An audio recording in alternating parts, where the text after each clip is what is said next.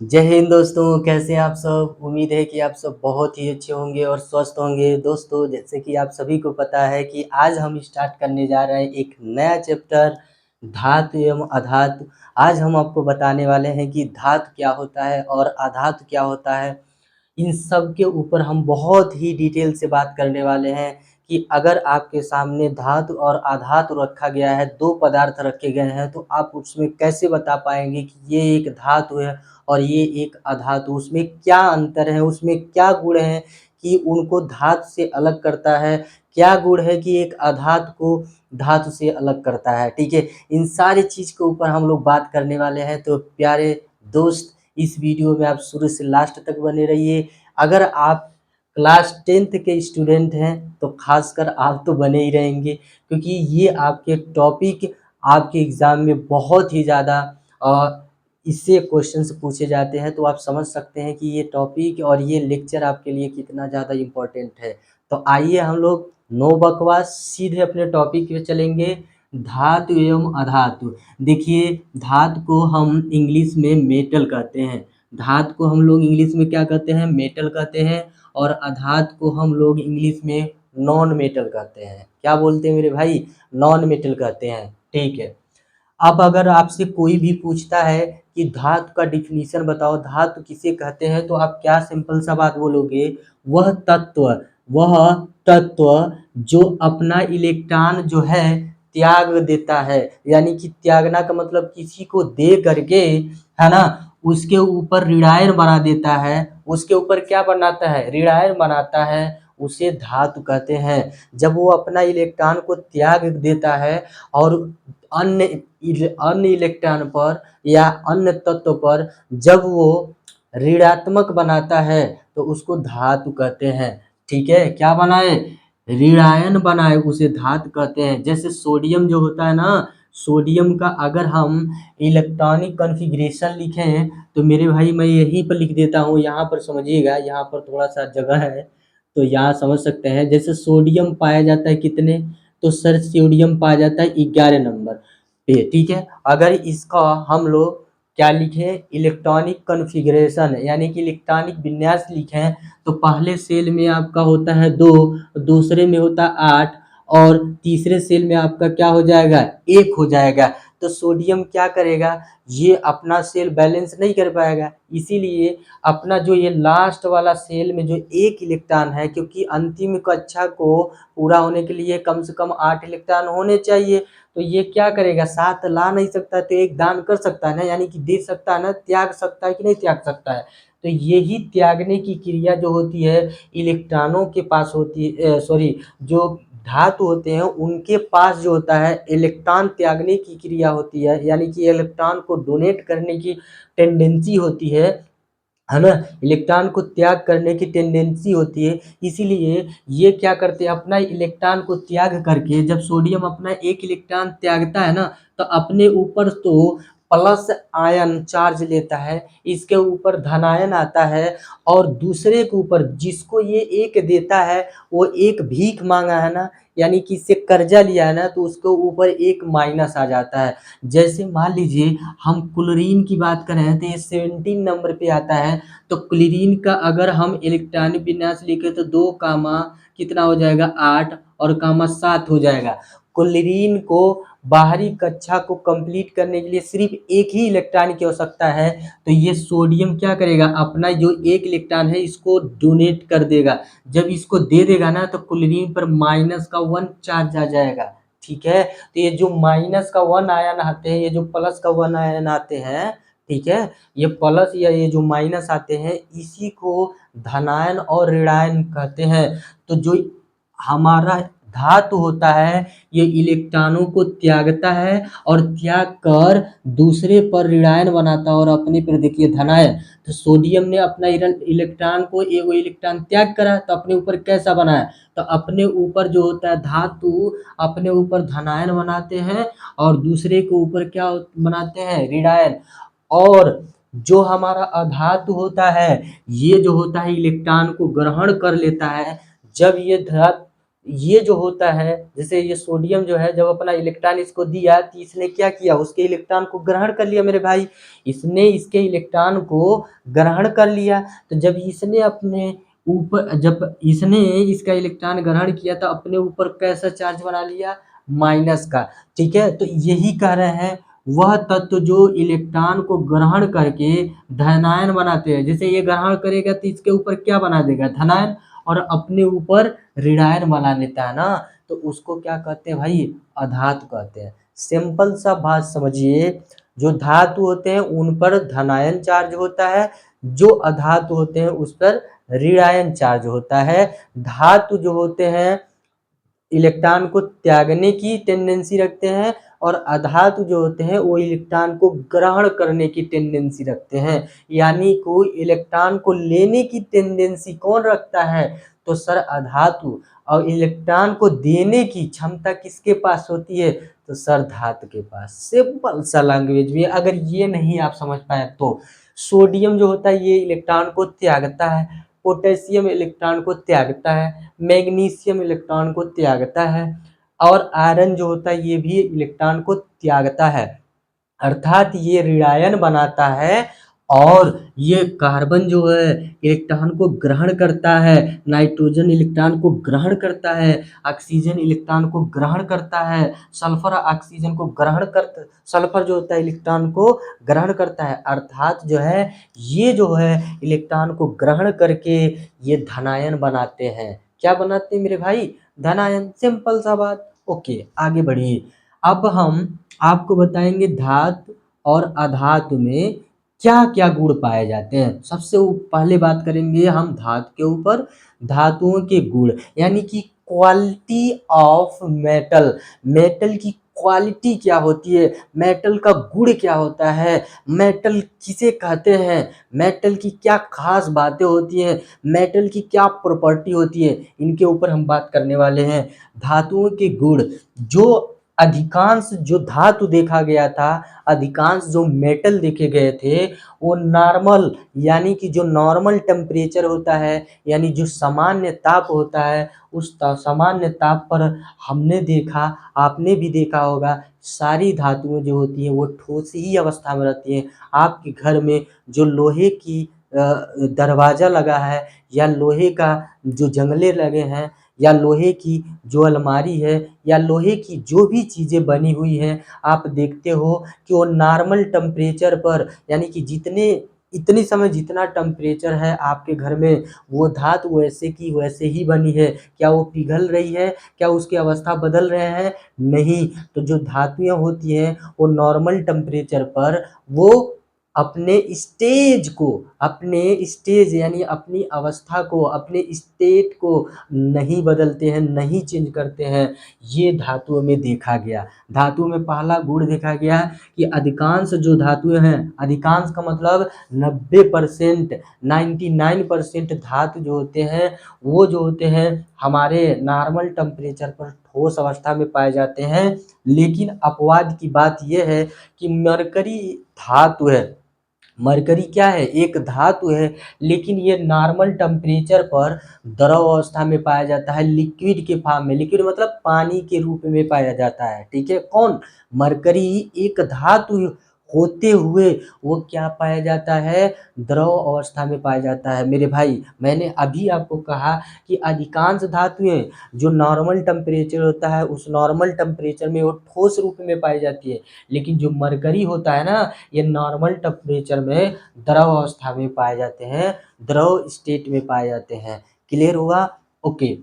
अब देखिए, शुद्ध रूप, जो धातुओं का जो शुद्ध रूप, हम तो मतलब प्योर जो फॉर्म होता है धातुओं का, है ना, जब धातुएं अपने प्योर फॉर्म में होती है ना, तो उनकी जो सतह होती है चमकदार होती हैं। जब धातुएं अपनी ओरिजिनल रूप में रहती है ना, जब वो प्योर रूप में रहती है, ओरिजिनल रूप में धातुएं रहती हैं, तो धातु को जब देखो ना वो चमकेगा, एकदम झलझल झलझल चमकेगा।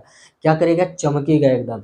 तो धातु जो होती है अपनी जब शुद्ध रूप में रहती हैं, अपने जब शुद्ध ओरिजिनल रूप में रहती हैं, तो वो चमकदार होती हैं। क्या, उनकी सतह चमकेगा। ठीक है, अर्थात इस चमक को धात्विक चमक कहते हैं। आप किसी भी धातु को जब काटते हो ना, तो देखना वो धातु क्या है, उसकी सतह क्या होगी, चमकेगा। तो वो उसका ओरिजिनल रूप है, वो उसका शुद्ध रूप है। तो धातु जब अपने ओरिजिनल रूप में दिखाई देता है ना, तो वो चमकेगा। तो उसको हम लोग धात्विक चमक बोलते हैं। क्या बोलते हैं? धात्विक चमक बोलते हैं। ठीक है, ओके। अब देखिए और क्या देखा गया कि समानता देखा गया कि जो धातुएं होती हैं वो ठोस होती हैं। क्या देखा गया? धातुएं हमेशा, ये देखा गया, बहुत सी धातुओं को खोजा गया तो उसमें ये पाया गया कि अधिकतर जो है, ऑलमोस्ट जो धातुएं हैं वो कठोर होती हैं, हार्ड होती हैं। क्या होती है?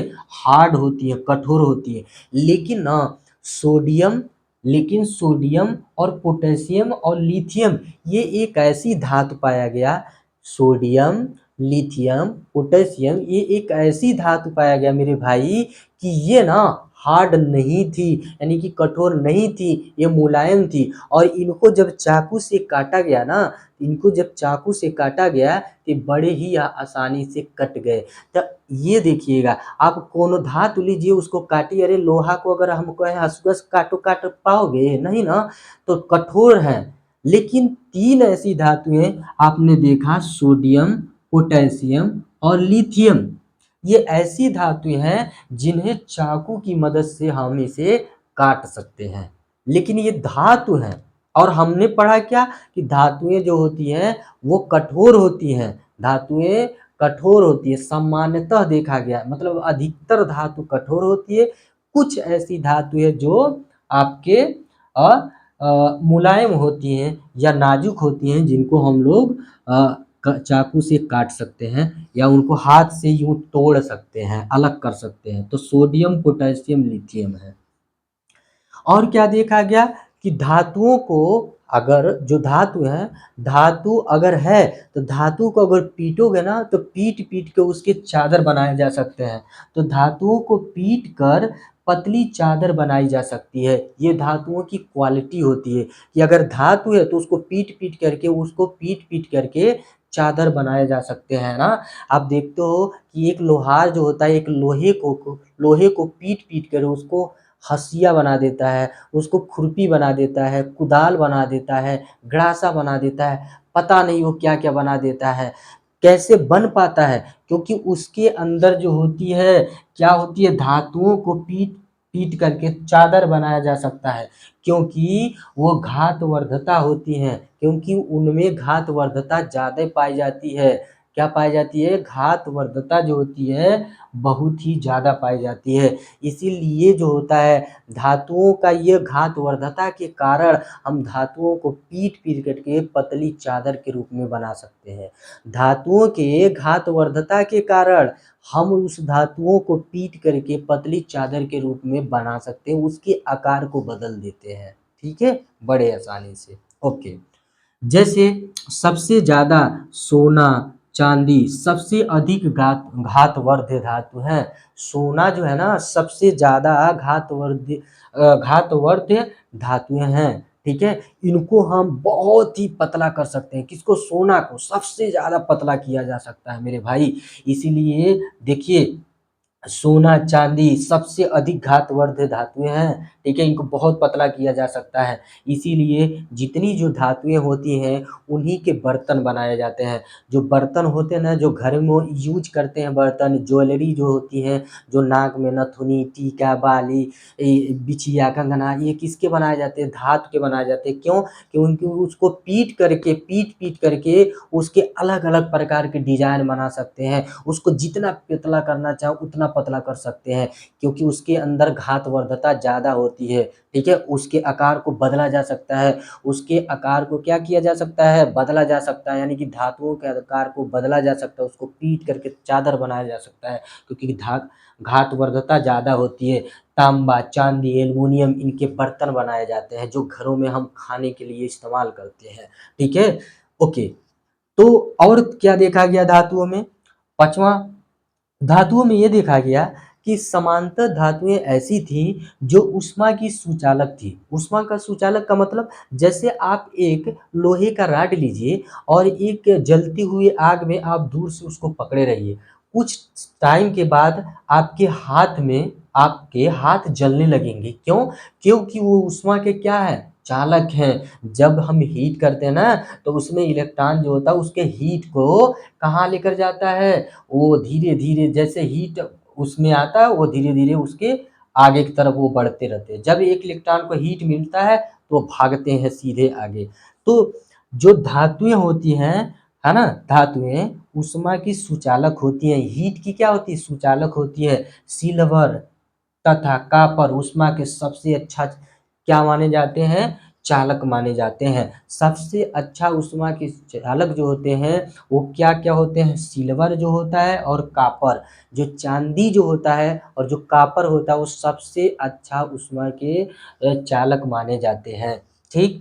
लेड, पीबी मतलब लेड तथा मरकरी, जो लेड और मरकरी एक ऐसी धातु है, लेड और मरकरी एक ऐसी धातु है जो ऊष्मा के कुचालक माने जाते हैं। देखिए भैया, ये तो एक्सेप्शन है। क्या है? एक्सेप्शन, अपवाद है। क्योंकि मरकरी मरकरी और लेड ये धातु है। धातु होते हुए भी हम क्या पढ़े कि जितनी भी धातुएं होती हैं, समांतर धातुओं को देखा गया, वो ऊष्मा के सुचालक होते हैं। लेकिन मरकरी और लेड दो ऐसी धातुएं हैं जो ऊष्मा के कुचालक माने जाते हैं। क्या? ऊष्मा के कुचालक माने जाते हैं। ठीक है, ओके। और 6 पॉइंट मैंने लिखा है कि धातुओं को खींचकर, जो धातु होते हैं उनको खींचकर पतले तार बनाए जा सकते हैं। जी हाँ, जो धातु होते हैं ना, उनको पीट-पीट करके, उनको खींच करके हम तार बना सकते हैं। धातुओं को खींच करके क्या बना सकते हैं? तार। देखिए, आप कॉपर के तार यूज़ करते हैं, आप एल्युमिनियम के तार यूज़ करते हैं। ये क्या है? धातु ही तो हैं। इनको पीट-पीट करके पतले तार के रूप में बनाया गया है। तो धातुओं का यह गुण है कि उसमें तन्यता पाई जाती है। क्या पाई जाती है? तन्यता, डक्टिलिटी पाई जाती है। डक्टिलिटी के कारण धातुओं को हम पीट करके उनके वायर बना सकते हैं।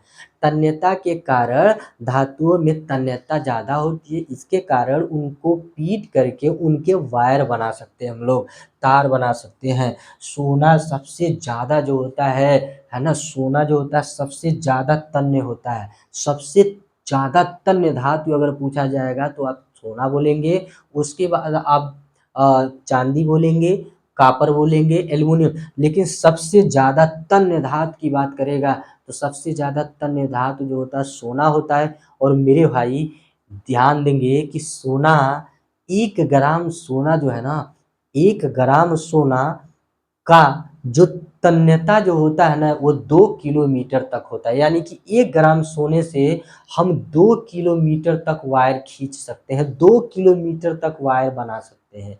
कितने?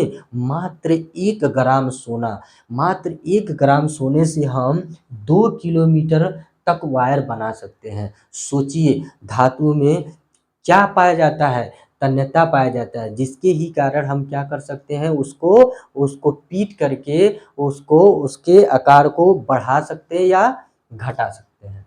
क्लियर? ओके। ये संभव क्यों हो पाता है? क्योंकि उसमें तन्यता का गुण पाया जाता है। ठीक? नेक्स्ट टॉपिक की तरफ बढ़ेंगे हम लोग। अगर आपको स्क्रीनशॉट लेना है मेरे भाई तो लिख सकते हैं, हम हट जाते हैं।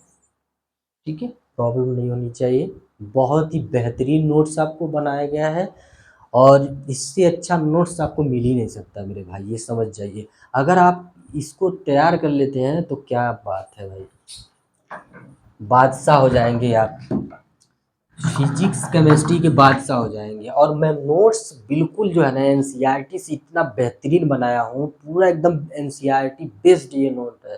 ठीक है? इसको पढ़ के जाइए। अगर आपको थोड़ा सा भी डाउट होता है किसी भी प्रश्न को सॉल्व करने में या कोई प्रश्न को हल करने में, तो आप कमेंट करिए मेरे भाई। आप कमेंट करेंगे ही नहीं, क्यों? क्योंकि डाउट ही नहीं होगा। एक एक चीज़ मैंने लिखा है, एक एक चीज़ नहीं छोड़ा हूँ। सोच लीजिए, इसको बनाने में बहुत ज़्यादा मेहनत लगता है। तो आप समझ सकते हैं आपसे मैं क्या चाहता हूँ। मेरे भाई चलिए 7 नंबर देखते हैं। मेरे भाई देखा ये गया कि समांतर जो धातुएं होती हैं, धातुएं ये विद्युत की सुचालक होती है। विद्युत के सुचालक होती है। मतलब आप सोचिए, धातु जैसे आप कॉपर लेते हैं तो कॉपर के आप वायर बनाते हैं और उस वायर से आप करंट को खींचते हैं, तो क्या उसमें करंट प्रवाहित होता है कि नहीं? हाँ सर, विद्युत धारा प्रवाहित होता है। ठीक है, तो इसका मतलब जितनी भी धातुएं होती हैं उसमें विद्युत धारा प्रवाहित होती है, अर्थात वो विद्युत के सुचालक होते हैं। क्या होते हैं? सुचालक, या उसी को चालक भी कहते हैं, इंग्लिश में कंडक्टर कहते हैं। तो जो जितनी धातुएं होती हैं वो विद्युत के सुचालक होती हैं। ठीक है। अच्छा, सिल्वर की विद्युत चालकता जो होती है सबसे ज़्यादा होती है। सबसे ज़्यादा अगर आपसे पूछा जाएगा कि विद्युत चालकता सबसे ज़्यादा किसकी होती है, तो सिल्वर का सबसे ज़्यादा विद्युत चालकता होती है। और सबसे ज़्यादा ऊष्मा का चालकता पूछा जाएगा तो भी सिल्वर ही बताना आपको। ऊष्मा का चालकता सिल्वर, विद्युत का सबसे अच्छा चालकता सिल्वर बताएंगे। ठीक, उसके बाद आपका कॉपर है, उसके बाद आपका आपका क्या है? एल्युमिनियम है। तो सबसे अच्छा जो होता है विद्युत के चालक जो होते माने जाते हैं कौन? आपके सिल्वर माने जाते हैं। ठीक है जी। धातुएं हमने जैसा कि कहा कि धातुएं जो होती हैं कठोर होती हैं। क्या होती है? धातुएं कठोर होती हैं। 8 वाला पॉइंट मैं बता रहा हूँ आपको। धातुएं क्या होती है? हमने बताया आपको कि धातुएं कठोर होती है, हार्ड होती है। लेकिन आपको दो धातु बताए कि जो आपका मैंने लेड बताया और मरकरी बताया, ये आपके क्या है बताइए? ये हमारे धातु होते हुए भी कठोर अवस्था में नहीं पाए जाते हैं। तो जो देखिए, सॉरी, जो सोडियम और सोडियम, पोटेशियम और लिथियम जो ऐसी धातु है जो कठोर नहीं होती है। तो कह रहा है कि धातुएं कठोर सतह सतह या दो धातुओं से टकराने पर ध्वनि आवाज उत्पन्न करती है। जी हाँ, अगर आपका धातु है और दोनों धातु को आपस में ऐसे लड़ाए, ऐसे आपस में उसको लड़ाए, ऐसे आपस में उसको टकराए, और टकराने पर अगर वो आवाज उत्पन्न कर रहा है ना, ध्वनि उत्पन्न कर रहा है, तो वो कहेंगे धातु है। क्या कहेंगे? धातु। अब ये दोनों को हम पीट रहे हैं तो क्या कोई आवाज उत्पन्न हो रहा है? खनकने की आवाज हो रही है क्या? हाँ, चूड़ी है, चूड़ी खनक रहा है। अरे भैया, इसी अगर पीट है, थाली लेकर के उसमें चम्मच मारे तो मोदी जी मरवाए थे ना, थाली बजवाए थे कि नहीं बजवाए थे? हाँ, तो उस पे आप मारते थे तो कैसा बाजता था? हाँ, ध्वनि उसका कैसा टन निकलता था ना। तो धातु है ये, वो क्या है? धातु, क्योंकि उसमें ध्वनिता होती है। देखिए, धातु धातुएं कठोर सतह या दो धातुओं से टकराने पर ध्वनि आवाज उत्पन्न करती हैं। इसे धात्विक ध्वनि कहते हैं। इसे क्या कहते हैं? धात्विक ध्वनि कहते हैं। अरे धातु को टकराए हो, धात्विक ध्वनि बोलोगे। जैसे मंदिर की घंटी, टन टन टन टन, तो क्या उसमें देखते हो ना कितना तेज ध्वनि निकलता है? तो क्या है हमारा बताइए? धातु है। उससे हम पता कर सकते हैं कि वो धातु है। अच्छा, मंदिर की जो घंटी होती है ना, वो पीतल के बनाए जाते हैं। पीतल के किसके बनाए जाते हैं बताइएगा? पीतल के होते हैं, पीतल के। और वो कॉपर और प्लस जिंक को मिलाते हैं तो हमारा मिश्रण बनता है पीतल। पीतल क्या है? एक मिश्रण धातु है जो कि मंदिरों वंदिरों में घंटी वगैरह देखे हैं आप, वो इसी के बनाए गए होते हैं और वो खनकते हैं। स्कूल की जो घंटी होती है, जो आप देखते हो चपरासी जो आपका होता हो बजाता है, वो घंटी भी क्या है आपका बताओ? धातु ही है। क्योंकि उसमें देखते हो ना, आप धीरे से ही मारते हो, धीरे से, किसी किसी में धातु की ध्वनिता ज़्यादा होती है, किसी किसी धातुओं में कम होती है। पीटेंगे तो हमको पता ही नहीं चलेगा।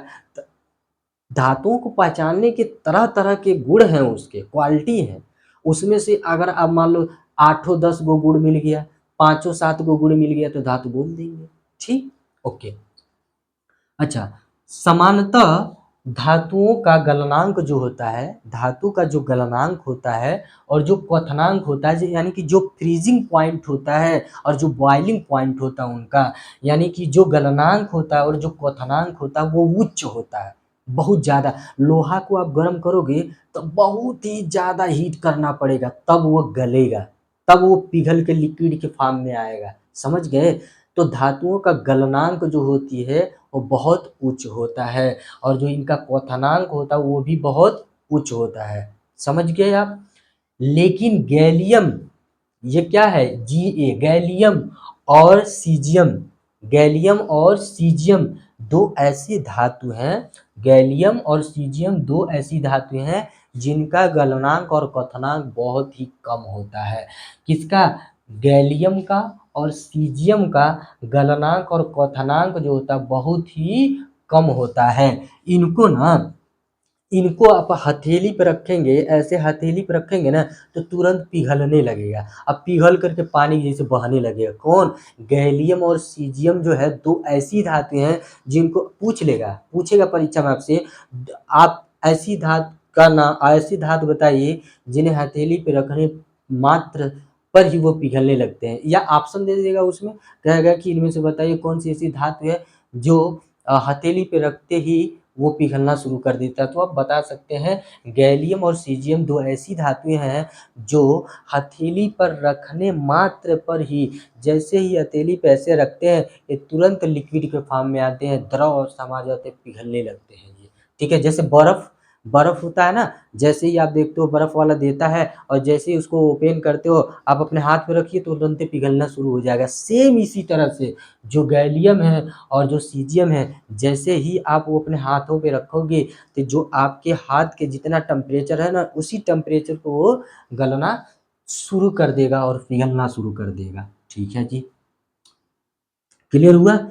अच्छा, अब हम समझते हैं, ये तो था हमारा, ये जितना चीज हमने टर्म बताया आपको, ये पूरा का पूरा टर्म जो था ये धातु के ऊपर था। ये मैंने जितनी भी विशेषता बताया, जितना भी गुण बताया, ये सारी चीज, सारे गुण जो है ये धातुओं पर निर्भर करती हैं, धातु को पहचानने में। ठीक है, अब अगर कभी भी मेरे भाई अगर आपसे कोई पूछता है कि बताओ धातु क्या है, तो हम क्या धातु के बारे में हमने 8-9 गुण उसके बताया, तो क्या आप 4-5 गुण नहीं बता सकते? अगर आपके बोर्ड एग्जाम में आ गया तो बिल्कुल बता सकते हैं। बताइए, धातुओं में कठोरता पाई जाती है? हाँ सर, धातु में कठोरता पाई जाती है।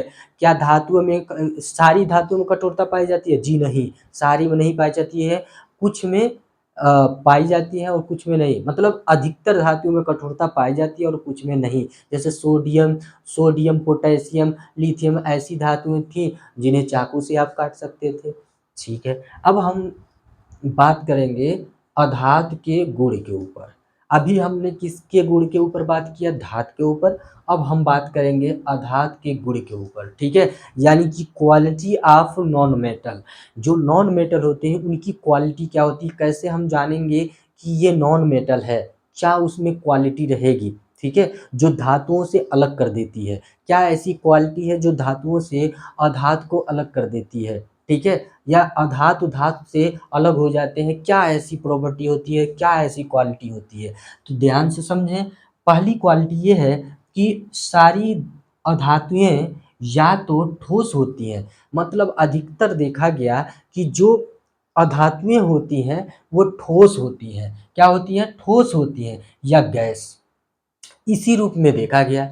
जब धातु और अधातु की पहचान की जा रही थी तो उसमें देखा गया कि ऑलमोस्ट अधिकतर अधातुएं जो थी वो या तो ठोस पाई गई या तो गैस के रूप में पाई गई। लेकिन आपका ब्रोमीन एक ऐसी अधातु थी, ये एक्सेप्शन है मेरे भाई, ये क्या है? एक्सेप्शन है। तो ब्रोमीन एक ऐसी अधातु थी जो हमारे नॉर्मल टेम्परेचर पर, जो हमारा नॉर्मल टेम्परेचर होता है, मतलब मान लो इतनी समय मेरा नॉर्मल टेम्परेचर मेरे रूम का 37 डिग्री सेल्सियस है या 33 डिग्री सेल्सियस है, तो ये जो नॉर्मल टेम्परेचर है इस पर देखा गया कि जो ब्रोमीन है, चूंकि ये अधातु है तो इसको या तो ठोस रहना चाहिए या तो गैस रहना चाहिए। लेकिन ब्रोमीन जो है ये नॉर्मल टेम्परेचर पर, यानी कि सामान्य ताप पर, ये क्या था? द्रव अवस्था में पाया गया। तो ये तो भाई एक्सेप्शन हो गया, ये अपवाद हो गया। अब आप कहेंगे क्यों? तो भैया इसे हाथ जोड़ के विनती है, इसे याद कर लो आप, बस इतनी से। देखो, एक्सेप्शन वाला में कोई वाद विवाद नहीं, बस इसे आप चुपचाप याद कर लीजिए। समानता, दूसरा क्वालिटी क्या देखा गया अधातुओं का? समानतः अधातुओं के गलनांक बहुत कम होता है। मतलब जो धातुओं का गलनांक होता है क्या होता है? बहुत कम। आप इतना मोट जो है, इतना मोट आप लोहे का रॉड ले लीजिए और ये इतना जो मोट मार्कर है इसको, और दोनों को आग में डालिए। सबसे पहले कौन पिघलेगा? भैया ये है ना पिघलेगा जी। इसको हीट करोगे सबसे पहले पिघल जाएगा, और वो नहीं पिघलेगा, उसको टाइम लगेगा। तो देखा गया कि सामान्यतः अधातुओं के गलनांक बहुत कम होते हैं, यानी कि कम ही हीट करने पर वो गलने लगते हैं। लेकिन कार्बन एवं सिलिकॉन, कार्बन और सिलिकॉन एक ऐसी अधातु है, ये एक ऐसी अधातु है जिनको जिनको है ना नॉर्मल टेम्परेचर पर इनको ये बहुत ही, इनका टेम्परेचर जो होता है हाई करने पर ये क्या होते हैं? पिघलते हैं। इनका टेम्परेचर बहुत ही हाई करना पड़ता है। तो देखिए समानांतर अधातुओं के गलनांक बहुत कम होते हैं, लेकिन कार्बन और सिलिकॉन का गलनांक बहुत ज़्यादा होता है। इनका गलनांक उच्च होता है। ये अधातु है लेकिन इनका गलनांक जो होता है उच्च होता है। कौन? कार्बन और सिलिकॉन का। ठीक है। अच्छा, तीसरी क्वालिटी क्या थी? समानता अधातुओं में चमक नहीं पाई जाती है। बहुत सी, मतलब अधिकतर जितनी ज़्यादा अधातुएं होती हैं उनमें चमक नहीं पाई जाती है, लेकिन धातुओं में चमक होती है। धातुओं में भैया चमक होती है, लेकिन अधातुओं में चमक नहीं होती है। लेकिन अपवाद है कि एक अधातु पाया जाता है आपका आयोडीन। आयोडीन जो है एक अधातु है, अधातु होते हुए भी ये चमकता है। ये क्या करता है? चमकता है, ये चमकीली होती है। अधातु है आयोडीन, जो कि ये क्या है? चमकता है। और हम जानते हैं कि जितनी भी अधातुएं होती हैं वो चमक उनमें नहीं पाया जाता है, यानी कि उसमें चमक नहीं पाया जाता है, वो यानी कि वो चमकीले नहीं होती हैं, शाइनिंग नहीं होती हैं। लेकिन आयोडीन एक ऐसी धातु पाई गई अधातुओं में कि ये अधातु होते हुए चमकता था। क्या था? चमकता था या चमकती है, क्योंकि अभी आयोडीन था ही है। समानतः अधातु जो होती है कठोर नहीं होती है। देखा गया कि समानतः जितनी भी अधातुएं पाई गई हमारे इन्वायरमेंट में, वो सारी की सारी अधातुएं जो थी उनमें कठोरता जो है नहीं पाई गई, मतलब जो हार्डनेस होते हैं नहीं पाए गए। ठीक है, यानी कि भंगुर होते हैं। समानतः अधातु जो होते हैं कठोर नहीं होती है। लेकिन भैया हीरा एक ऐसी अधातु है, हीरा क्या है? एक ऐसी अधातु है। देखिए समानतः देखा गया है कि जितनी भी अधातुएं होती हैं वो कठोर नहीं होती हैं, लेकिन हीरा अधातु है।